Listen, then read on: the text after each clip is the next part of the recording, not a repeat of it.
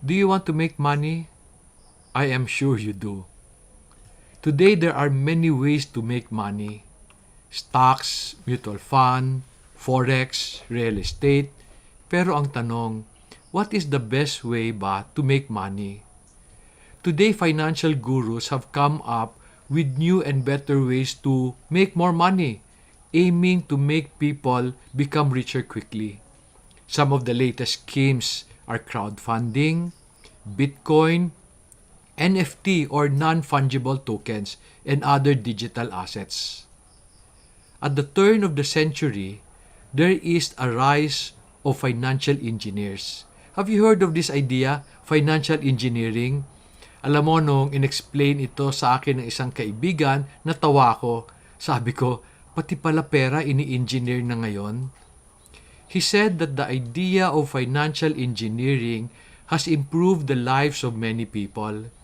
Kaso lang, when it is used in the wrong way, it can bring the global economy to its knees. Ito ang nangyari nung nagkaroon ng global financial crisis in 2008. According to them, some wise guys in the US re-engineered the idea of prime lending. Ang ibig sabihin ng prime lending is magpapahiram ka lang ng pera doon sa mga taong may siguradong pangbayad. But they started to do subprime lending. Magpapautang sila ng bahay sa mga taong hindi sigurado makakabayad. Ang sinasabi nila, pag binenta mo yan, mababayaran mo na yung utang mo, kumita ka pa. Kaso lang because they made it so accessible to everybody, lahat ng utang. Dumating ang panahon, walang bibili. So nag-collapse ang industry. In this video, I will not tell you which strategy is the best way to make money. Instead, ang gusto ko lang sana is to explain to you what I've learned from my years in business. Kasi sinubukan ko rin yung ibang investment options na available sa market. Many experts suggest that the best way to make money is to invest in stocks, forex, bonds, mutual fund. And sabi nila, this is the easiest way to create passive income. They justify this by telling us that this is how the rich make more money. Sasabihin na sa atin, if you want to become rich, you should do as the rich would do. And since the rich also invest in real estate, investing in real estate is the next best way to make money. Those who are in this industry will tell you that stocks can lose their value when the market drops, but real estate will appreciate over time no matter what happens to the economy. Ang disadvantage lang ng real estate is hindi ka liquid, meaning you cannot easily convert your investment to cash. I will not discuss Bitcoin, NFT, and other digital assets. While they are the in thing today, I do not have any experience with them. Pero ang ganda ng appreciation nila, no? Pero I believe that you can only prove kung maganda ang isang investment over time. So para sa akin, kulang pa ang panahon to really tell us kung okay siya. Multi-level network marketing is attracting a lot of people. Para sa akin, kasama dito ang food supplement, ang beauty products, pati na insurance. Para sa akin, this business is very good.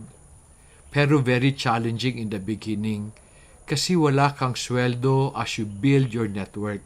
So hindi siya madaling negosyo, pero it has helped many people become rich. It requires a lot of hard work to build your network. Pero pag may maganda ka na network, the network will allow you to generate the income you want to live a comfortable life. At the bottom of the options of how to make money is employment.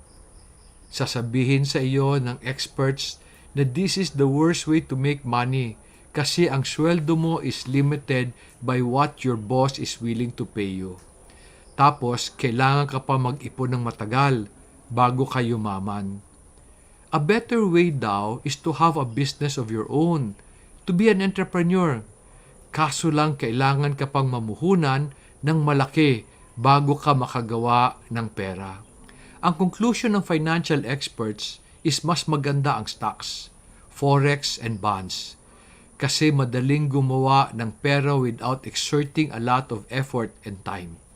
Then real estate is the next best option.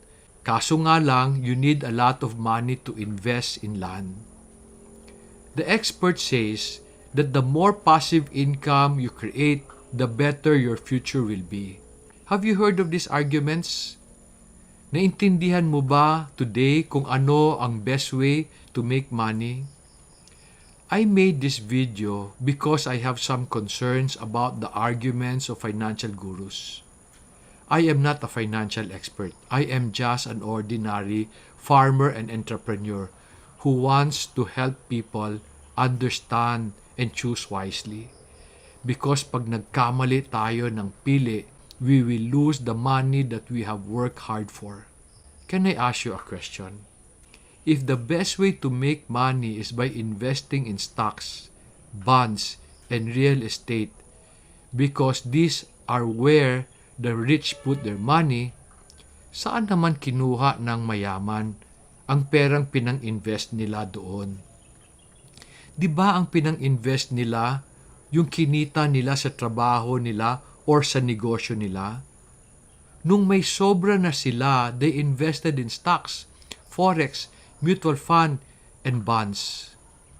They do this kasi wala na silang paglagyan ng extra na pera nila, which they have earned from their jobs and from their businesses. Pero, they only invest yung sobra nila. They do not invest in stocks to become rich. They invest in stocks and real estate because their businesses have made them rich already. Para sa akin, when we are not yet rich, the best way to make money is when you can make money without money. Ha? Pwede ba yun? Pwede. And this is what I hope to teach you in this video and in the next video kasi may part 2 ito. I want to share with you what I learned as the best way to make money.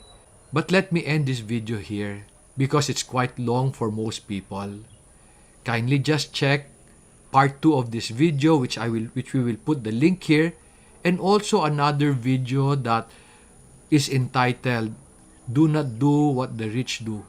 Do what the rich did.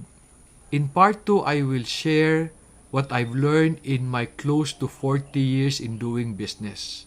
As an employee, as a corporate executive, as a farmer, and as an entrepreneur. I hope I'll see you in the next video. Kung natuwa ka sa natutunan mo dito, can you subscribe to this channel and press the like button? This will allow the algorithm of YouTube to share this with other people. Yun ang desire ko. Sana makatulong tayo sa mas maraming tao. I hope to see you in the next video, but for the meantime, may God bless and prosper you.